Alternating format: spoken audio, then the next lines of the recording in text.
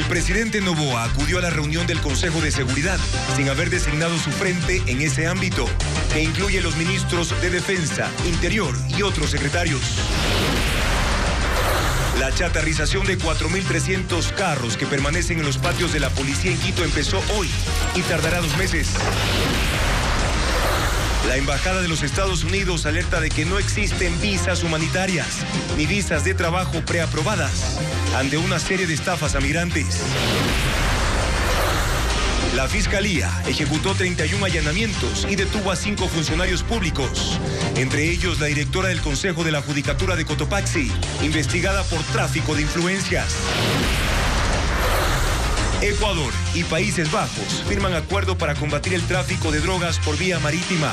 Las autoridades podrán intercambiar información de las empresas exportadoras. El ejército de Israel encuentra un arsenal y un centro de mando terrorista de Hamas, oculto en un hospital infantil en la Franja de Gaza.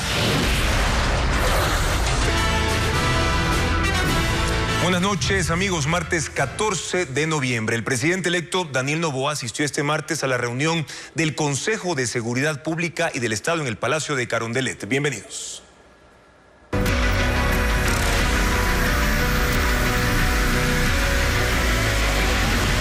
Seguridad a manos de Noboa.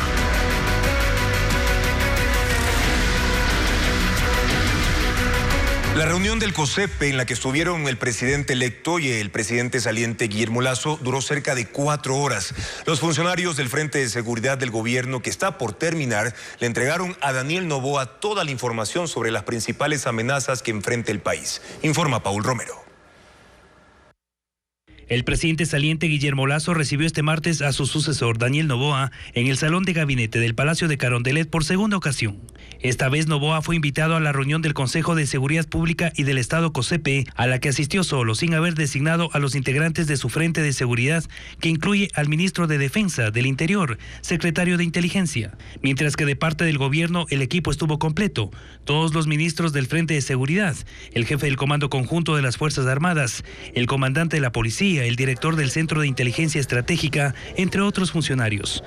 A la convocatoria también acudieron los presidentes del Consejo de la Judicatura y de la Corte Nacional de Justicia. La reunión empezó al mediodía y fue reservada. Duró 3 horas con 45 minutos. Los funcionarios le entregaron información clasificada sobre el mapa de inseguridad en el país, las principales amenazas como el narcotráfico, el crimen transnacional, la delincuencia organizada, también los planes ejecutados y los proyectos de inversión. Los detalles no fueron revelados a la prensa por prohibición legal. Noboa salió del palacio por la cochera en medio de un operativo de seguridad. Decenas de militares llegaron al centro histórico de Quito y el palacio fue cercado con vallas metálicas 1 cuadra a la redonda. En la Casa de Gobierno también se realizó otra reunión para coordinar la transición de los ministerios de Gobierno y del Interior. Noboa delegó a Mónica Palencia para este proceso que empezó este martes. En este momento lo que les puedo adelantar es que he venido con un equipo de trabajo. Ha sido reuniones muy fructíferas, tanto con el señor ministro de Gobierno actual como con el señor ministro del Interior. Aclaró que no ha sido designada ministra de Gobierno, como lo aseguró el secretario saliente Juan Zapata, quien dijo que la transición se centrará en los proyectos de inversión para la Policía Nacional. Hasta el momento el futuro gobierno no ha designado a la contraparte para la transición en el Ministerio de Defensa y los organismos de inteligencia. Y la escalada de violencia en las calles, cárceles, sus protagonistas y los grupos del crimen organizado fueron expuestos durante la reunión del Consejo de Seguridad Pública COSEPE, a la que acudió el presidente electo Daniel Noboa. Fabiola Santana tiene la radiografía del panorama delictivo que enfrenta el país. Uno de los informes elaborados por la policía y que está en manos del presidente Noboa está relacionado con el crimen organizado. En el documento quedaron expuestos los microcárteles que operan en el país junto a los cárteles transnacionales responsables del tráfico y acopio de droga, pero también de la escalada de inseguridad y una cifra de asesinatos sin precedentes, 6.700 muertos hasta el momento, 2.000 más que todos los del año pasado. Según el diagnóstico de la policía, en la actualidad en Ecuador operan los cárteles mexicanos Sinaloa y Jalisco Nueva Generación y la mafia balcánica o albanesa de Europa en alianza con 11 grupos de delincuencia organizada locales que constantemente tejen alianzas. Ahora están organizados en 3 grupos. El primero, los choneros, con los Águilas, Fatales, Tiguerones, Chonekiller, Gangster y R7. En el segundo, los Lobos, Latin King y Mafia 18 o Tiburones. Y el tercero, los Lagartos. Según inteligencia policial, los quiebres de estas alianzas son la principal causa de los motines en las cárceles del país, que dejan más de 500 reos muertos desde 2020. En manos de Noboa también consta información penitenciaria sobre la constante incautación de armas, droga, dólares y hasta animales en celdas y en las oficinas del SNAI. El gobierno de Daniel Noboa tomará la posta en una lucha cuyos enemigos han demostrado ser más poderosos en armas y recursos que el Estado. En la reunión del Consejo, uno de los temas que se trató es el fortalecimiento de las instituciones de seguridad del Estado. Según cifras del gobierno saliente, hay 800 millones de dólares ya comprometidos en el equipamiento de policías y militares. Son procesos de compra en trámite, pero que el gobierno entrante puede revisar y priorizar. Informa Luisa María Heredia. Parte de la información que preparó el Frente de Seguridad del gobierno de Guillermo Lasso para entregarle al presidente electo Daniel Noboa y a sus colaboradores en la reunión del COSEP este martes tiene que ver con las compras hechas y los procesos de adquisición en trámite para el fortalecimiento del aparato de seguridad del Estado, lo que debe ser prioridad, a decir del equipo saliente, para el régimen entrante. Son 800 millones de dólares en total los que la administración de Lasso deja comprometidos. Una inversión que apunta a mejorar el equipamiento de las 3 ramas de las Fuerzas Armadas para poder enfrentar amenazas como el narcotráfico, el terrorismo y el crimen organizado. Ambos gobiernos insisten en la necesidad de que policías y militares trabajen juntos, lo que Noboa ya ha dicho que abordará en su consulta popular y que Lasso intentó preguntar a los ecuatorianos, pero lo frenó la Corte Constitucional. En el Ministerio de Defensa hay, por ejemplo, 7 millones destinados exclusivamente para la Fuerza de Tarea Conjunta que opera en Esmeraldas,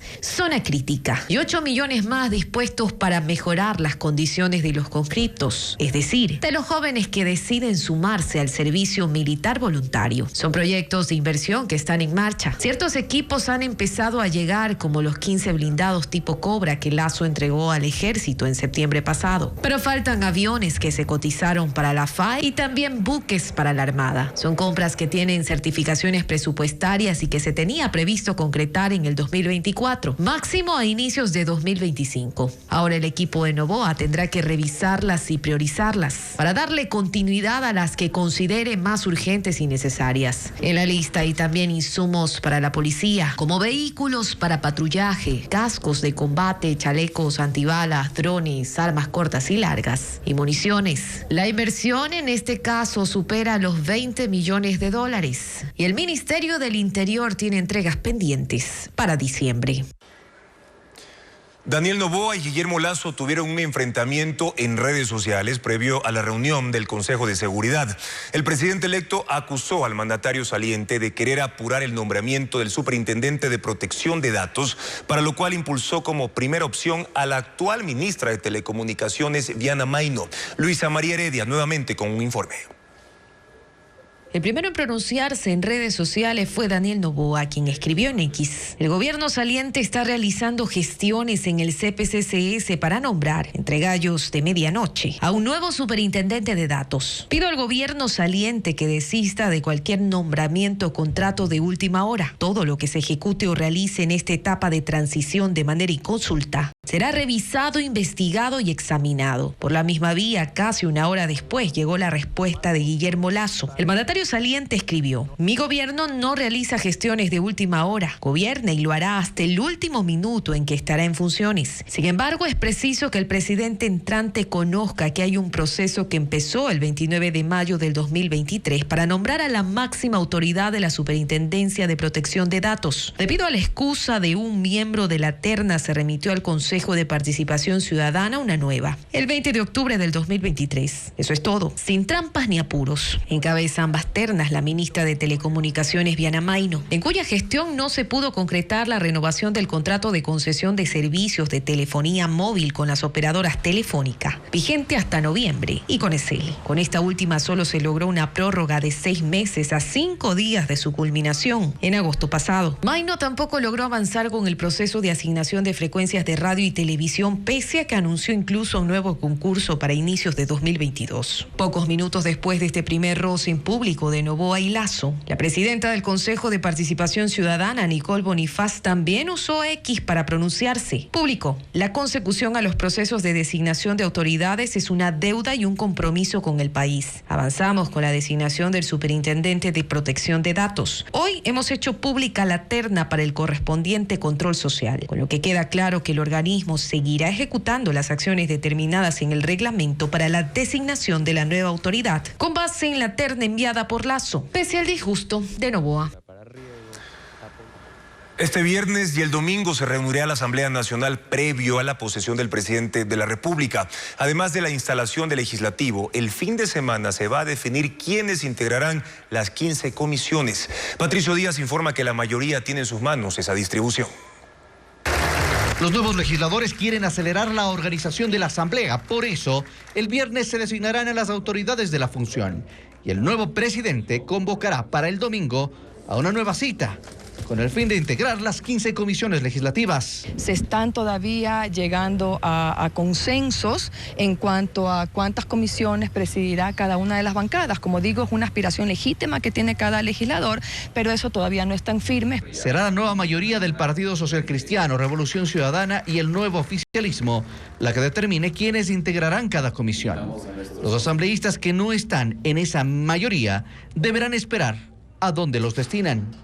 Ya hemos hablado con el señor Henry Kronfle y hemos propuesto nuestras comisiones, hemos propuesto dónde están nuestros perfiles y estamos en estos días, 3 días, expectantes a ver cuál sería la deposición por parte del señor Henry Kronfle. Las comisiones legislativas que deberán integrarse son 15. Entre las de mayor interés de los asambleístas están Justicia, Fiscalización, Régimen Económico y Desarrollo Económico. El acuerdo de la mayoría incluye designar a quienes presidirán esas mesas legislativas.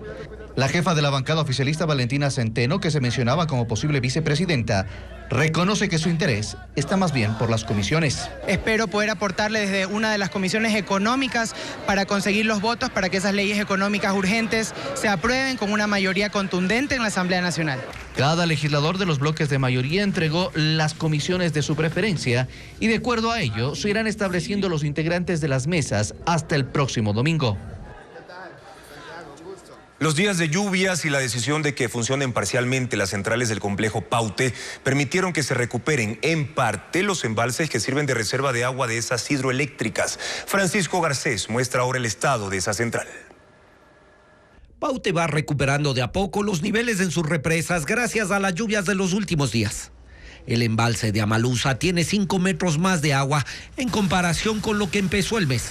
Su cota está en 1.982 metros, superando incluso por 2 metros la medida de seguridad de funcionamiento.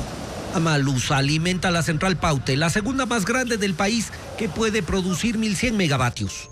La recuperación es constante, tomando en cuenta que el 3 y 4 de noviembre el nivel de agua estuvo en 1.976 metros, solo 1 metro por encima del mínimo de operación. Por eso la cifra registrada este martes es la más alta de la central en los últimos 30 días. Más agua en el río Paute permitió esa recuperación, con caudales que superaron los 90 metros cúbicos por segundo. Sin embargo, las últimas horas cayó y actualmente está en 42 metros cúbicos por segundo. En cambio, una de las cifras más bajas del último mes. Situación similar es la de Mazar, embalse que alimenta la central de ese mismo nombre con capacidad de producir 170 megavatios.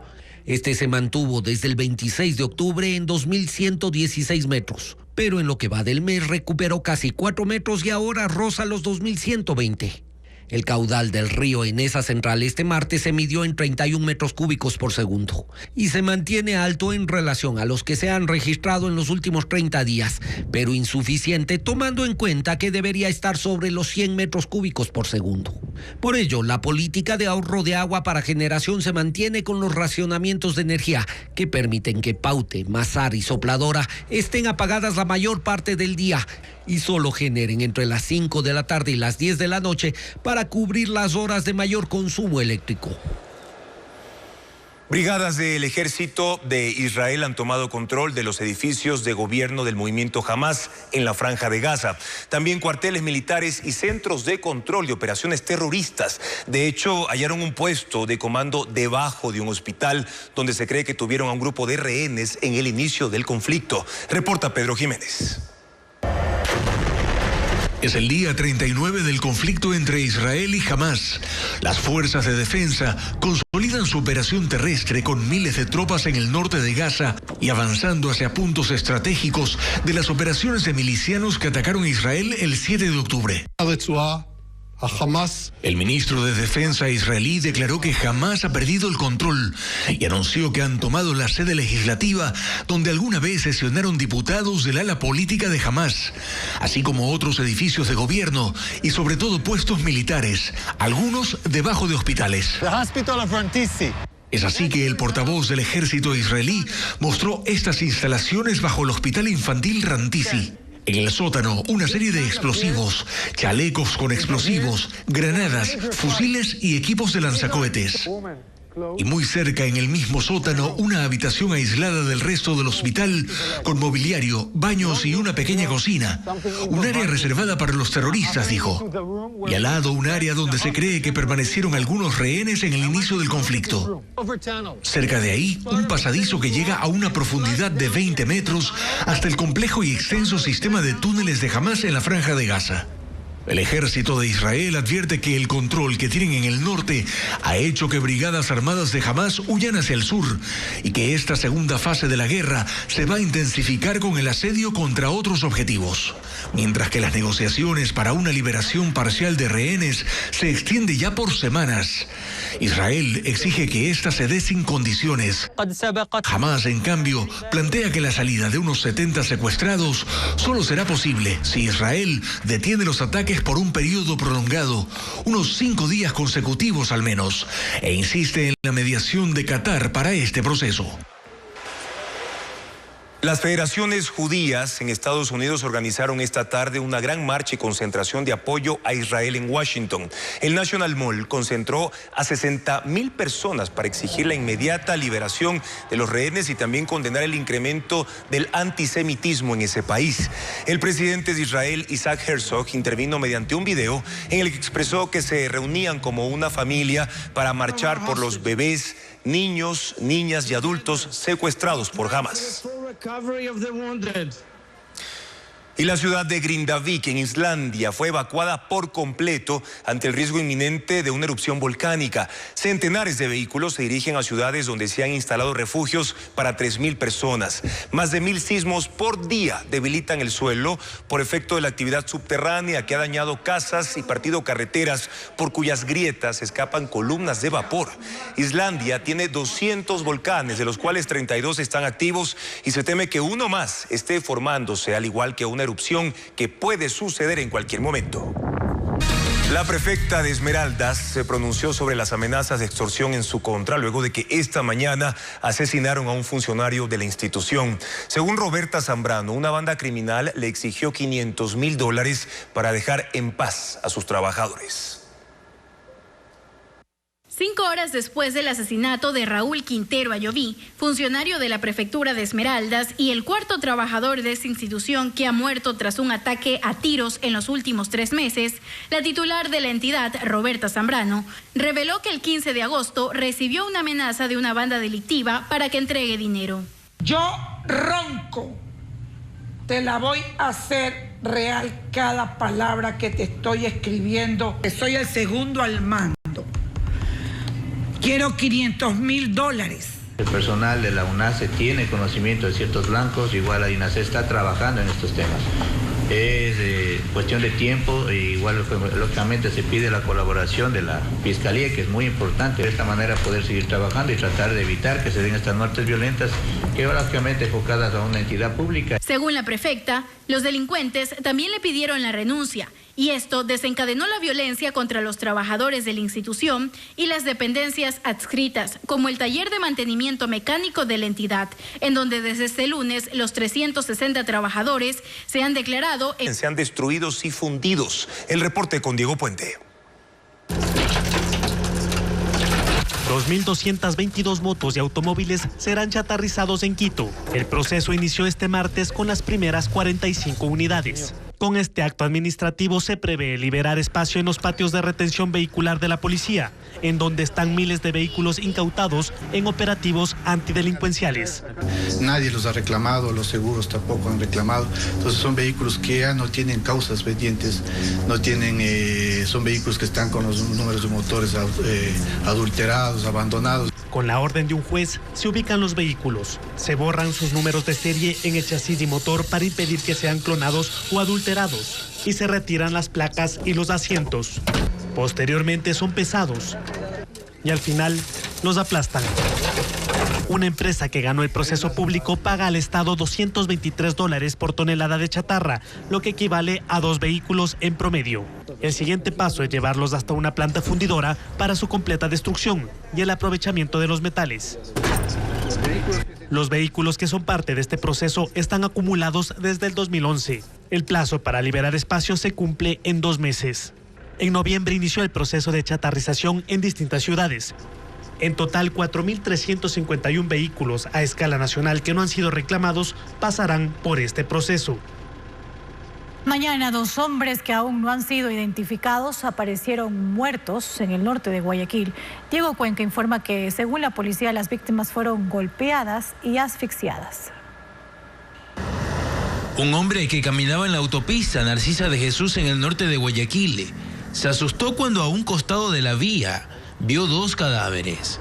El hallazgo ocurrió pasada las 6 de la mañana de este martes, frente a la avenida Paseo del Parque. Según la policía, los cuerpos fueron abandonados por criminales que iban a bordo de camionetas sin placas. Los agentes inspeccionaron la escena, donde determinaron que las víctimas tenían al menos 8 horas de fallecidas y que habrían sido asesinadas en otro sitio. Se pudo verificar que han sido amaniatados, tiene signos de golpes y asfixia. Las víctimas no portaban documentos y aún no han sido identificadas. 31 allanamientos se ejecutaron en Cotopaxi y Pichincha tras una investigación por tráfico de influencias en la que estarían involucrados funcionarios de la Fiscalía y del Consejo de la Judicatura. Patricio Viera con más detalles de esta noticia. Eran las 5 de la mañana de este martes cuando funcionarios de la Unidad de Transparencia y Lucha contra la Corrupción, junto con miembros de la Dirección General de Inteligencia, de la Policía y la Fiscalía General del Estado, se concentraron fuera del aeropuerto Cotopaxi, en el norte de la Tacunga, para arrancar con una serie de allanamientos a instituciones públicas y domicilios de funcionarios. Media hora después se dirigieron al barrio San Martín, en el oriente de la ciudad, donde está la casa de la directora del Consejo de la Judicatura de Cotopaxi, Patricia Ventimilla, quien fue retenida, pero posteriormente fue puesta en libertad. Según la policía, en el domicilio confiscaron $6.800. A las 7:30 de la mañana fue allanado el complejo judicial de la Tacunga, ubicado en el centro de la localidad, y donde se incautaron computadoras y celulares. A la misma hora, otro grupo de fiscales y policías, 3 cuadras más arriba, registraba las oficinas de la prefectura de Cotopaxi. También fue allanada la casa de un funcionario de la Fiscalía de Saquicilí, otro cantón de Cotopaxi. En su cuenta X, la Fiscalía publicó que la investigación se dirigió a servidores de esta institución y del Consejo de la Judicatura. A ellos se los señala por presuntamente haber ejercido influencia en servidores públicos para obtener un beneficio económico a fin de favorecer a terceros en procesos judiciales y de contratación de personal.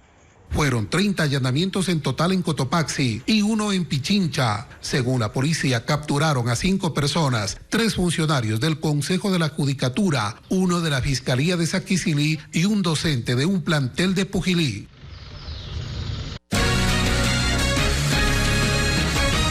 El Metro de Quito ya estableció un reglamento para el usuario y también las sanciones para quienes infrinjan las normas dentro del sistema que entrará en operación en 17 días. Carla Delgado informa que según las autoridades municipales, el 1 de diciembre próximo arrancará oficialmente el funcionamiento comercial de ese medio de transporte que costó más de 2.000 millones de dólares. El 1 de diciembre entrará en operación el Metro de Quito.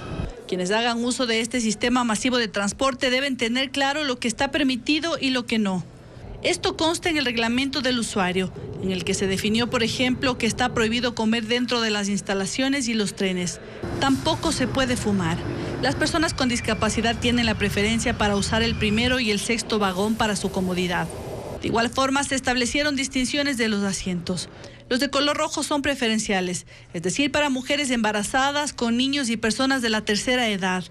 Y aunque se podrá transportar bicicletas y scooters, está prohibido utilizarlos dentro de las instalaciones, entre otras reglas. Siempre debemos circular por la derecha, los ascensores tienen prioridad para las personas con discapacidad. Los animales pueden ser llevados siempre dentro de un kennel o dentro de un dispositivo para que puedan llevarlos siempre que pesen menos de 10 kilogramos. Se prohíbe botar basura y hacer mal uso de los botones que cumplen diferentes funciones.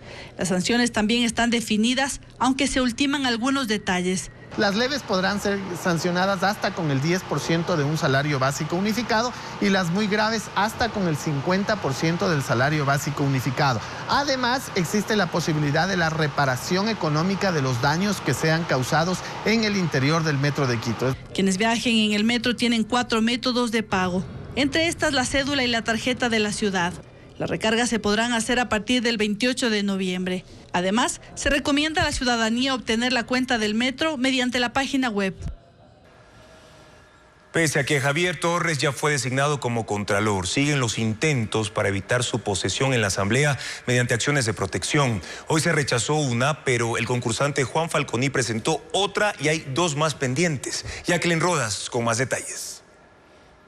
Javier Torres Maldonado lleva 7 días como contralor designado por el Consejo de Participación, tras ganar el concurso con 91 puntos sobre 100. Sin embargo, su posesión en la Asamblea sigue en duda, porque enfrenta una acción de protección tras otra para intentar echar abajo su nombramiento. Hasta ahora, todas han sido rechazadas. La más reciente, presentada por un abogado de nombre Francisco Luna, se negó la tarde de este martes en audiencia telemática. El juez de Quito, Miguel Michuy, resolvió a favor de Torres. Pero no fue la última. El concursante Juan Falconi Puig, exfuncionario del correísmo que quedó en 6º lugar a 13 puntos del ganador, acaba de interponer una nueva acción constitucional que ya fue sorteada. Torres conoce de al menos 2 recursos más con el mismo objetivo, evitar su posesión. Pero él confía en que todas se nieguen porque el concurso ya terminó y la comisión de selección ya está desintegrada. Considera que a estas alturas el inicio de sus funciones como contralor depende únicamente del legislativo. Javier Torres Maldonado fue elegido para un periodo de 5 años, luego de un proceso extendido y cuestionado en el que los comisionados denunciaron injerencia, intimidación y hasta seguimientos para evitar esta designación. Si logra ser posesionado, será el primer contralor titular desde 2017, cuando Carlos Polit salió del país en medio del escándalo por la trama de corrupción de Odebrecht. Torres debe reemplazar a Carlos Riofrío, el tercer contralor subrogante que ha tenido el país luego de Valentina Zárate, quien renunció, y Pablo Celi, que está sentenciado en el caso Las Torres y cumple arresto domiciliario. Organismos de defensa de migrantes alertan sobre estafas mediante ofertas falsas de visas para Estados Unidos. Aseguran que viajeros pagan hasta $5,000. La embajada de ese país también hace un llamado a no arriesgarse y solicitar la visa por vía legal. Informa Carla Delgado.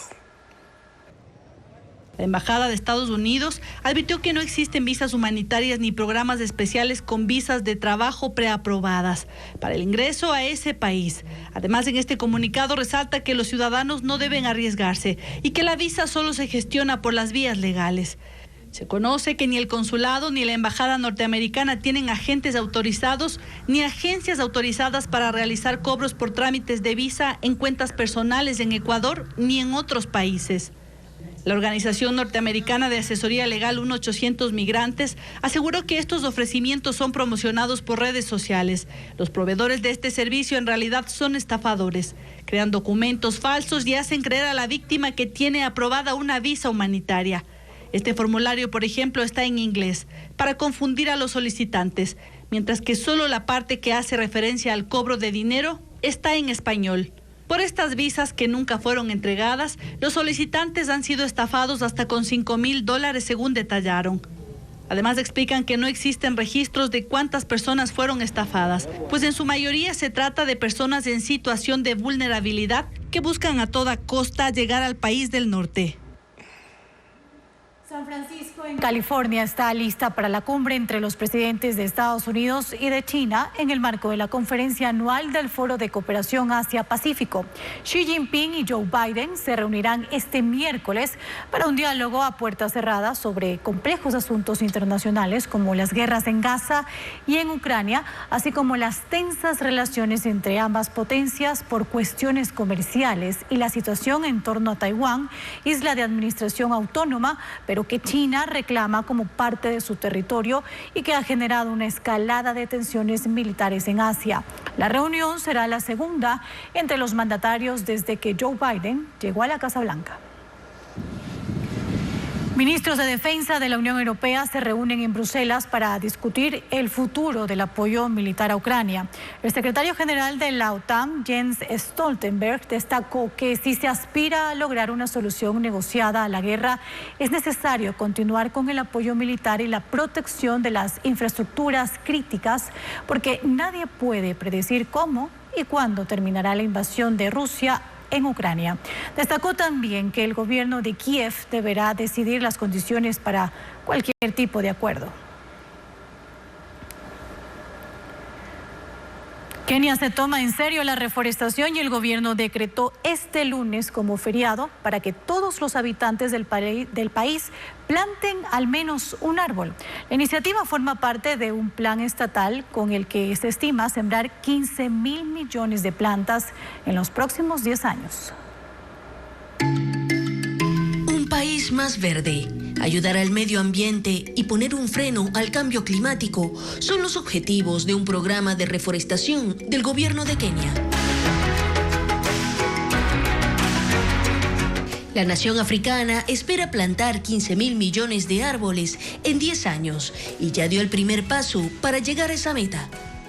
El gobierno declaró el 13 de noviembre como feriado nacional para que sus más de 50 millones de habitantes sembraran al menos una planta. El Ministerio del Ambiente distribuyó millones de semillas y activó cuadrillas en parques, jardines, zonas de cultivo y terrenos baldíos para incentivar la reforestación. Kenia es uno de los países del Cuerno de África más afectados por el cambio climático, con extensos periodos de sequía. Además, se enfrenta una ola de tala y comercio ilegal de sus bosques. El gobierno ha dicho que restaurar el paisaje y el ecosistema es una prioridad, y para eso necesita que cada uno de sus habitantes se sume a su causa. La agenda artística y cultural está marcada por poesía, exposiciones y también lanzamientos de libros. Actividades que se llevan a cabo en Quito y Guayaquil, como nos cuenta Luis Alfredo Zúñiga. La conquista de saber es el secreto de ser unido en ninguna parte. El Festival Internacional de Poesía de Guayaquil, Iliana Espinel Cedeño, celebra su 16ª edición con la participación de 80 escritores de 15 países, como Colombia, Uruguay, Estados Unidos y Palestina. El español Juan Carlos Abril fue uno de los que declamó para los asistentes. Me veía a mí mismo por el ojo de la cerradura, testigo de esa larga cadena de los inconformistas sabios, de unos itinerantes labios camuflados en el arrabal, y poseía la poesía. Durante el festival, además de la lectura de poemas, también habrá conversatorios y presentaciones de libros. La actividad se extiende hasta el viernes 17 de noviembre en la Universidad Politécnica Salesiana y otras sedes. La agenda completa está disponible en las redes sociales del evento. La agenda continúa en Quito, en el Museo de la Ciudad, donde se presenta la exposición Ancestras de la artista ecuatoriana Paulette Zapata. Ella explora su archivo familiar y ha creado pinturas, ilustraciones digitales, bordados, esculturas en madera y dibujos que propician el diálogo sobre el trabajo no reconocido de la mujer en los hogares, la crianza de los niños y los quehaceres domésticos. La exposición está disponible de martes a domingo y se mantendrá hasta el 30 de noviembre. La entrada es libre.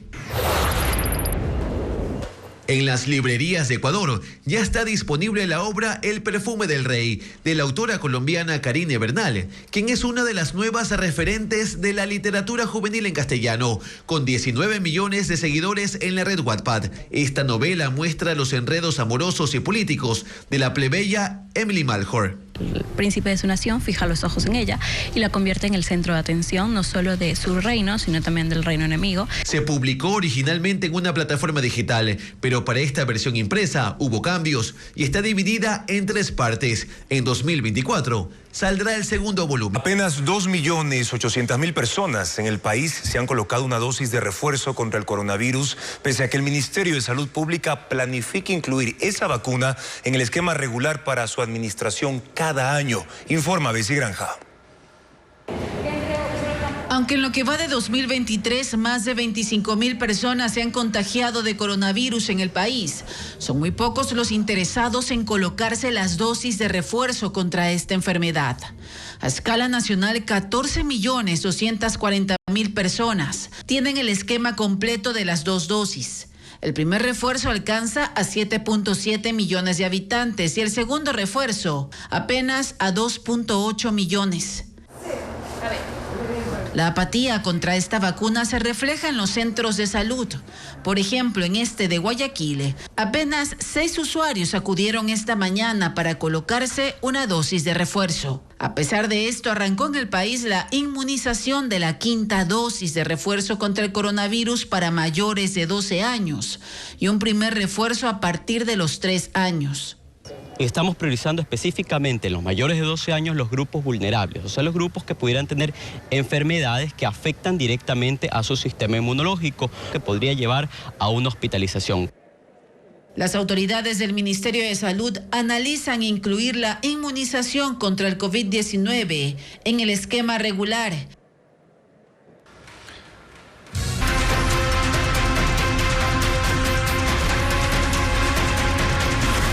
Apagones a la carta.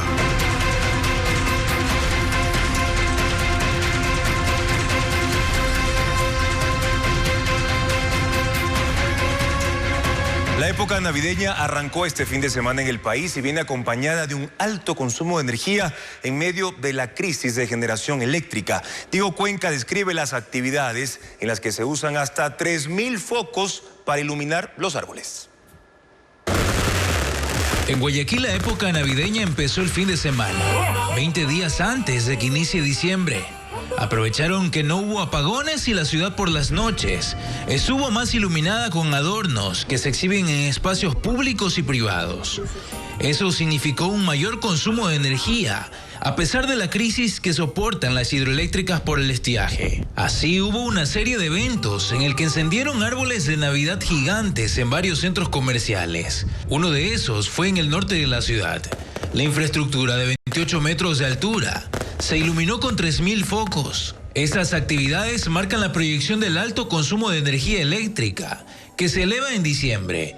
Por ejemplo, en el país, durante los últimos 3 años, el promedio en ese mes fue de 1.800.000 megavatios hora. Sin embargo, para diciembre de ese 2023, el consumo de energía será aproximadamente 2.100.000 megavatios hora, debido a la alta demanda que CENEL registra. Así, los parques e instituciones públicas también se muestran iluminados, incluso urbanizaciones y otras residencias que no se unen al ahorro de energía que recomiendan las autoridades. El gas para la planta de generación de energía de Termomachala no llegaría antes de enero para ayudar a superar la crisis eléctrica. El proceso para la importación se abrió 4 meses después de que se pueda hacer el pedido. Francisco Garcés tiene esa información. Petroecuador abrió el concurso de ofertas para importar 45 millones de pies cúbicos de gas al día para suministrar este combustible a Termogas Machala. El objetivo es que esa planta pueda generar 100 megavatios adicionales y suba así su producción a 165 megavatios para entregar al sistema nacional. Actualmente Termogas Machala, por falta de combustible, produce solo 65 megavatios de los 230 que podría producir si tuviera el gas suficiente. El pasado 4 de agosto, cuando se evaluó el impacto del estiaje, se le pidió a Petroecuador que inicie la importación de gas. Pero la estatal petrolera demoró 4 meses en preparar el proceso que fue aprobado el jueves de la semana pasada en el directorio de Petroecuador. Se solicitó $60 millones para la importación de gas natural para un periodo de 6 meses. ¿De dónde obtuvimos eso? Conforme a la información o al estudio de mercado, pidiendo proformas a los proveedores de este producto que están a nivel mundial. Una vez abierto el proceso, habrá 10 días para recibir las ofertas y toda la licitación podría durar alrededor de un mes. La intención del gobierno es que se pueda negociar con la empresa a la que se le adjudique el contrato para que anticipe sus envíos de gas, porque en los procedimientos normales, una vez que se produzca la adjudicación, suele pasar alrededor de un mes hasta firmar el contrato. Y si el documento se firma a finales de diciembre y contempla 60 días para colocar el primer envío de gas, estaría llegando en el mejor de los casos en marzo. Por eso el plan de Petroecuador es adelantar lo más posible los plazos para que esos tiempos se acorten y el gas pueda llegar al país entre enero y febrero. Investigaciones técnicas revelan que la pesca de peces pelágicos pequeños ha disminuido en un 30% en el Ecuador. Los biólogos indican que es un efecto del Niño activo en el país. Merlin Ochoa con esa información. El fenómeno del Niño calienta el océano y esto impacta de forma negativa los ecosistemas marinos, pues la disponibilidad de peces es menor. Por ejemplo, las especies pelágicas pequeñas como la macarela, botella y la pinchagua. ¿Cuál es el efecto actual en Ecuador? Que se profundizan principalmente, que se acercan unos hacia la costa, pero hay otras especies que probablemente se vayan hacia el sur, buscando justamente temperaturas más óptimas para ellos. Los técnicos del Instituto de Investigación de Pesca están en 8 puertos de Santa Elena, Guayas y Manabí, donde labora la mayor flota de pelágicos pequeños del Ecuador. El calentamiento disminuye la base de la cadena alimenticia, afectando a las especies que se alimentan y su desarrollo. Según la bióloga del Instituto de Investigación de Pesca, hay una reducción del 30% de la captación de este tipo de peces, pero además hay otras novedades. Hay individuos más pequeños, aproximadamente de 25 o 27 centímetros, que se encuentran sexualmente maduros, pero están con bajo contenido graso. Estas especies también son vitales para la producción de harina y aceite de pescado con fines de exportación. Y aunque las pérdidas aún no están cuantificadas en toneladas, los investigadores indican que ahora se necesita pescar más. Porque necesitas un mayor número de peces que cubran la tonelada. Necesitas aproximadamente 5 toneladas de peces para producir 1 tonelada de harina de pescado. El monitoreo es constante. Actualmente la temperatura del mar es de 26 a 27 grados, pero si se sigue aumentando y supera los 29 grados, algunas especies pequeñas podrían desaparecer, tal como sucedió en el fenómeno del Niño del 97. Ecuador y Países Bajos firmaron un acuerdo de cooperación portuaria para poder identificar empresas exportadoras e importadoras vinculadas a envíos de droga por vía marítima. William Young informa que Europa recibe el 90% de la cocaína que se envía desde puertos ecuatorianos. En Ecuador, solo 10 de cada 100 contenedores son revisados manualmente. Eso abre la puerta para que cada vez sean más los que estén contaminados con droga y salgan desde los puertos. Según los reportes de la Dirección Nacional de Antinarcóticos, Europa es el principal destino de esos cargamentos ilegales. El 90%. siendo España, Bélgica, Alemania y Países Bajos los principales mercados en ese continente. En julio pasado se ejecutó el mayor decomiso de cocaína en el puerto neerlandés de Rotterdam. 8 toneladas escondidas en contenedores de banano provenientes de Guayaquil. La aduana ecuatoriana firmó un acuerdo con su par en Países Bajos para intentar frenar esos envíos. Nos permite a nosotros como Ecuador poder alertar al gobierno de Países Bajos sobre posibles contenedores que pudieran estar contaminados, de tal suerte que si por algún motivo no se alcanzó a revisar un contenedor o se generó una alerta después de que el contenedor salió, nosotros podamos de manera fluida decirle, oye, por si acaso, en tal barco, con tal fecha, va el contenedor número tal que hay sospechas de que pudiera estar contaminado. Este acuerdo además les permitirá intercambiar información de las frecuencias, rutas y cargas de las empresas exportadoras de Ecuador y las que importan desde ese país europeo y así identificar perfiles de riesgo, antecedentes vinculados a casos de narcotráfico o actividades ilícitas. Esto será de forma directa, es decir, de oficio, sin necesidad de que intervengan otras entidades o se active la cooperación entre fiscalías. Las bancadas de minoría en la Asamblea Nacional comienzan a desgranarse. Construye perdió a 8 legisladores que se quedan con el nombre de valientes, mientras que Actuemos, que integra el bloque ético y político, perdió a Suma. Patricio Díaz indica cómo están las otras bancadas alejadas de la mayoría. La asamblea aún no se instala y ya las bancadas van perdiendo miembros. El golpe más fuerte fue para Construye, que de 29 con los que llegó, perdió inicialmente 3 y ahora se le fueron 8, todos del colectivo llamado Gente Buena, que en adelante se autodenominará Fuerza de Valientes. Ellos han estado en conversaciones y ahora simple y llanamente nosotros creemos que pueden seguirlas. Nosotros mantenemos la línea antimafia, mantenemos la línea anticorrupción y mantenemos la línea de transparencia. Y esas conversaciones fueron uno de los puntos que preocupó a los legisladores de Construye. Sus ex compañeros tuvieron contacto con la bancada de gobierno y es una de las razones para el distanciamiento. Los miembros de Gente Buena dicen que en realidad lo que pasó es que se les negó la representatividad en la asamblea, pues del lado de Construye asumiría una de las vocalías en el CAL. Que ellos tienen un número como lista, como movimiento, tenía que quedarse en manos de la gente cercana a María Paula y al resto de gente que está liderando el movimiento Construye. Y entendíamos que a nosotros nos iban a tomar en cuenta para los otros espacios, sin embargo eso no pasó y eso fue un punto de ruptura. Además de Construye, también se rompe la alianza Actuemos, que apoyó a Otto Sonnenholzner. El partido Suma se separó y también se acerca al gobierno. Sus ex compañeros de Avanza aseguran que de todas formas mantienen una bancada con más de 14 legisladores, conocida como Ética y Política. Cuestionaron también al bloque de gobierno por los acercamientos individuales con los asambleístas. Hay que hablar con las fuerzas políticas, hay que hablar con los voceros de las fuerzas políticas para poder identificar esos objetivos que nos unen.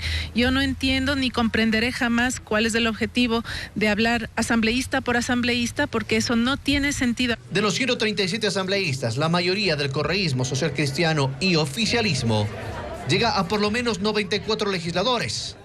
Los 43 que quedan están en otras minorías como la de Construye, la bancada Ética y Política y varios independientes que aún no han hecho público si son de aquí o de allá.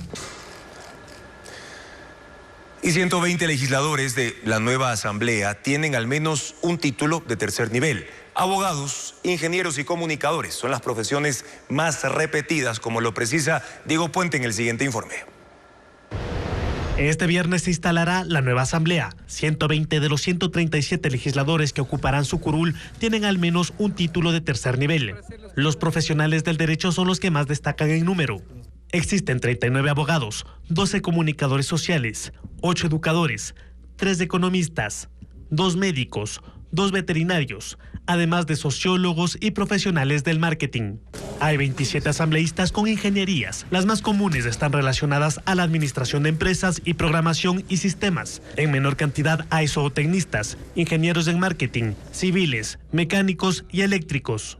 17 legisladores no registran estudios superiores en la CENESID. 5 tienen 3 títulos de grado distintos. 60 poseen estudios de cuarto nivel y 4 acreditan doctorados en universidades extranjeras. El promedio de edad de los asambleístas es de 45 años, un año menos que el promedio de los elegidos en 2021. 62 legisladores pertenecen a la generación X, es decir, que tienen entre los 43 y 58 años. Hay 7 legisladores de la generación Z que tienen menos de 26 años. La asambleísta con menor edad es Natalie Farinango con 23 años y el de mayor edad es del expresidente Lucio Gutiérrez con 66 años. El porcentaje de mujeres en el Parlamento llega al 43% y el de hombres al 57%. Los teléfonos celulares podrían ser reemplazados muy pronto por dispositivos sin pantallas. A eso apunta la empresa Humane con un revolucionario equipo, un pin que se sujeta a la ropa y es capaz de realizar múltiples funciones utilizando inteligencia artificial. Berlis González lo describe. Humane quiere reemplazar los teléfonos celulares y convertirse en la empresa tecnológica del momento. Para lograrlo, lanzó el AI Pin, un dispositivo cuadrado, compacto y liviano que se puede adherir a la ropa con diferentes accesorios o su batería imantada. En su pequeño tamaño esconde una supercomputadora cargada con cámara, micrófonos, sensores y, lo más importante, inteligencia artificial. El AI Pin funciona como un asistente virtual avanzado que se activa al presionarlo en el centro, pero se controla con comandos de voz. Puede realizar llamadas, tomar fotografías y reproducir audios, aunque tiene más sorpresas. I can't wait. Thanks so much. Es capaz de traducir diálogos de forma inmediata. No puedo esperar. Muchas gracias. Analizar objetos y dar información como componentes o precio, así como detectar variaciones en el clima. Además, para ver alguna información no es necesario sujetarlo. El AI Pin proyecta las imágenes en la mano y para hacer alguna selección se realizan movimientos con los dedos. Para ver toda la información almacenada en el dispositivo estará la plataforma Humane Center, a la que se puede acceder desde una computadora. Humane, una empresa fundada por antiguos ejecutivos de Apple, hace su debut con este dispositivo que no utiliza aplicaciones. Solo se enfoca en experiencias de inteligencia artificial, por lo que es capaz de reconocer y aprender los gustos y necesidades de su usuario. El AI Pin saldrá a la venta a inicios del próximo año y estará disponible en 3 colores, negro, blanco y plomo. Tendrá un costo inicial de $699, más una suscripción mensual de $24 por el acceso a la red. Mientras hay especies que migran por el calentamiento del mar, otras, en cambio, aumentan su reproducción. Es el caso del camarón marino, cuya captura ha aumentado en un 40%. En Ecuador, la producción de camarón marino es actualmente una actividad en auge. Investigadores del Instituto Público de Acuacultura mencionan que, a diferencia de otras especies, los efectos producidos por el fenómeno del Niño son beneficiosos para el camarón marino. Por ejemplo, el aumento de la temperatura superficial del mar incrementa los nutrientes, lo que se ve reflejado principalmente en su abundancia. Según el investigador, el fenómeno en el 2023 ha permitido un aumento del 40% de la captura del camarón marino. Se aceleran los procesos reproductivos, crecen más rápido, el potencial reproductivo, es decir, las hembras, en este caso de camarón, comienzan a desarrollar más su aparato reproductor. En el país hay 8.000 pescadores que se dedican a esta actividad en todo el perfil costanero, pero en especial en el Golfo de Guayaquil, en Guayas. En el país no hay suficientes ciclovías, por lo que usar una bicicleta como deporte, transporte o trabajo es un verdadero riesgo. Las pocas vías destinadas a los ciclistas son invadidas por motos o carros cuyos conductores, pese a lo que establece la ley, no respetan esa ruta. Veamos. En Ecuador, pedalear no es una actividad exclusivamente de deportistas. La bicicleta también es un medio de transporte o hasta una forma de trabajo, pero usarla genera un riesgo de muerte. Un equipo de Ecuavisa recorrió avenidas principales de Guayaquil como la 9 de octubre y la Machala, en el centro de la ciudad. Ahí solo hay 7 calles con ciclovías que, pese a estar correctamente señalizadas, son invadidas por motos y peatones. Hay choferes que no respetan a los ciclistas, lanzándoles el auto o incumpliendo la distancia de 3 metros para reducir la posibilidad de accidentes. Porque él cometió la imprudencia de que casi me arrolla. Y luego que le llaman la atención, nos insulta.